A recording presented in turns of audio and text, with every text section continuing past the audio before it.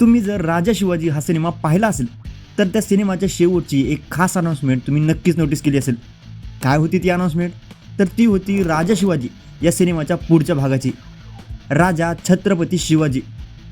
आता या विषयावर मी आधीच्या व्हिडिओमध्येच बोललो होतो, कारण रितेश देशमुख आणि नागराज मंजुळे यांनी जेव्हा 2020मध्ये त्यांच्या 3 सिनेमांच्या सिरीजची अनाउन्समेंट केली होती तेव्हाच त्यांनी सांगितलं होतं की ते छत्रपती शिवाजी महाराज यांच्या जीवनावर 3 भागांमध्ये सिनेमा बनवत आहेत, शिवाजी, राजा शिवाजी आणि छत्रपती शिवाजी.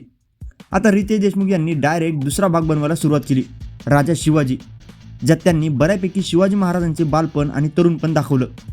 मग आता शिवाजी आणि राजा शिवाजी या दोन्ही सिनेमांना एकत्रित दाखवलंच, तर आता असा प्रश्न निर्माण होतो की रितेश देशमुख हे यानंतर छत्रपती शिवाजी हा सिनेमा करतील का?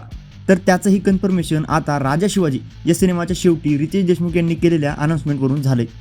पण आता खरा प्रश्न, या दुसऱ्या भागात नेमकं काय दाखवलं जाणार? राजा शिवाजी प्रतापगड आणि अफजल खानाच्या वधावर संपतो, पण खरी गोष्ट इथूनच सुरू होते, कारण त्यानंतर महाराजांच्या आयुष्यात जे प्रसंग घडलेत ते म्हणजे एकापेक्षा एक भारी अध्यायच. आता मला काय वाटतं, राजा शिवाजी या सिनेमामध्ये शिवाजी महाराजांच्या जीवनातील काही मोठे प्रसंग दाखवले जातील, पण त्यात सर्वात खास आणि मोठा प्रसंग एकच असेल जो सिनेमाचा जीव ठरू शकतो, आणि मला गॅरंटी आहे की तो प्रसंग 100% या सिनेमात दाखवतीलच. आता तुम्हाला वाटत असेल की मी एवढा कॉन्फिडेंटली या सिनेमाच्या कथेबद्दल कसा काय बोलतोय, तर त्याचंही उत्तर तुम्हाला या व्हिडिओमध्ये पुढे कळेलच. तर या सिनेमाची सुरुवात होऊ शकते पन्हाळगडाच्या वेढ्यापासून. 1659वर हा सिनेमा संपलाय. आता 1660 या सिनेमाची सुरुवात होऊ शकते. सिद्धी जोहरने पन्हाळगडाला वेढा दिला. उद्देश एकच, महाराजांना पकडायचं. पण इथून पुढे जो थरार घडतो, महाराजांचा रात्रीचा पलायन, बांदल सेनेचा त्याग आणि बाजीप्रभू देशपांडे यांची पावनखिंड, हा सीन जर सिनेमात नीट दाखवला तर थिएटर लिटरली थरथरेल.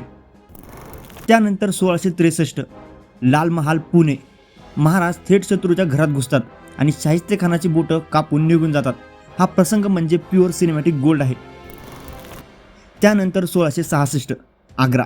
औरंगजेबाने महाराज आणि लहान संभाजी महाराजांना नजरकैदेत ठेवलं, पण इथून जे घडलं ती सुटका म्हणजे इतिहासातील सर्वात बुद्धिमान प्लॅनपैकी एक. पुढे 1670 सुरतीची दुसरी मोहीम. महाराज आग्र्याहून परत आल्यानंतर थेट मुघलांच्या अर्थव्यवस्थेवर प्रहार करतात. हा भाग जर मोठ्या स्केलवर दाखवला तर या सिनेमाचे व्हिज्युअल्स ही नेक्स्ट लेवल जातील. आणि मग सगळ्यात मोठा क्लायमॅक्स, राज्याभिषेक. आजपर्यंत अनेक सिनेमे आलेत, पण महाराजांचा राज्याभिषेक त्या भव्यतेत कोणीच दाखवला नाही, कारण तो प्रसंग साधा नाही आहे.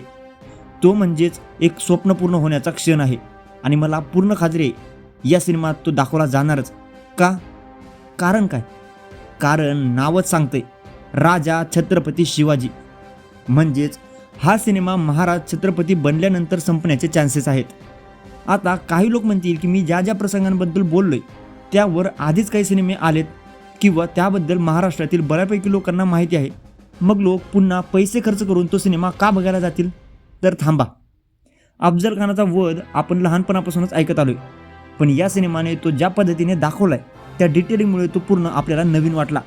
म्हणजे स्टोरी माहिती असली तर ते प्रेझेंटेशन गेम बदलतो, आणि हाच रितेश देशमुख यांच्या सिनेमाचा स्ट्रॉंग पॉईंट आहे. आता बॉक्स ऑफिसबद्दल बोलायचं झालं तर राजा शिवाजी ज्या पद्धतीने चाललाय, जर त्याचा ट्रेंड असाच चालू राहिला तर दुसरा भाग त्याच जोरावर, मोठ्या बजेटमध्ये, मोठ्या स्केलवर आणि अजून दमदार बनेल.